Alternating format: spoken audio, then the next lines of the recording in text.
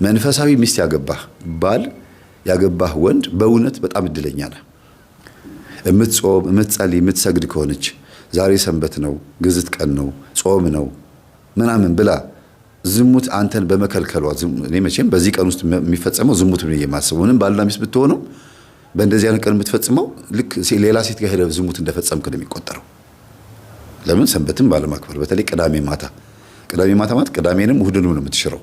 ሰንበት ሁለት ሰንበት ነው የምትሽረው። በዛ ላይ ግዝት ቀን ማለት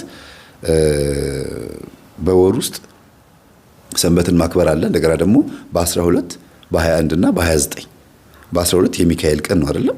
ሚካኤል ደግሞ የመላእክት አለቃ ነው። የገብርኤልንም የኡራኤልንም የሁሉንም ሰብስቦ ነው የያዘው። ስለዚህ በገብርኤል ቀን ግዝት ነው ብላችሁ እንዳትሉ፣ የሚካኤል ቀን ነው ግዝት። የመላእክትን ሁሉ ጠቅልሎ የያዘው ሚካኤል ነው ማለት ነው።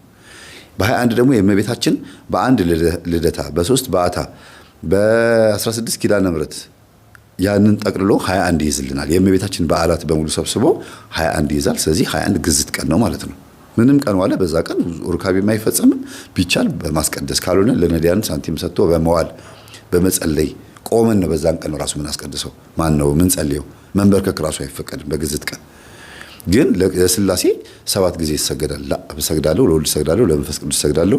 ለአብ ምስጋና ይገባል፣ ለወልድ ምስጋና ይገባል፣ ለመንፈስ ቅዱስ ምስጋና ይገባል፣ ዛሬም ዘወትርም ለዘላለሙ አሜን። 7 እነዚህን ሰግዶ ጸሎት መጸለይ መጀመር ይቻላል። ለእግዚአብሔር ቀናት ስለማይገድቡት የአምልኮ ስግደት ቅዳሜ ነው እሁድ ነው ግዝት ነው የሚባል ነገር አይሰራም።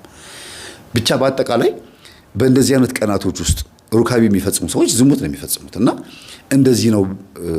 በእነዚህ ቀናት ሩካቤ አልፈጽምም ብላ ሚስትህ እንኳን ብትልህ እሺ ብለህ ልታከብር ይገባል። ለትዳር ስትል ለልጆች ስትል ነገ በረከቱን ስለምታፍሰው ማለት ነው። ጾም ሲፈታ እሷ ፈቃደኛ በምትሆንበት ሰዓት እንደፈለክ የምታደርገው ነገር ይኖራል። የራሴ የሆነ ነገር ሊኖር ይገባል። ያ ምንድነው? ሚስትህን የምታከብርበት ፕሮግራም ልታወጣ ይገባል። በተለይ መንፈሳዊ ሴት ከሆነች። ካልሆነች ደግሞ መንፈሳዊ ማድረግ አለብህ።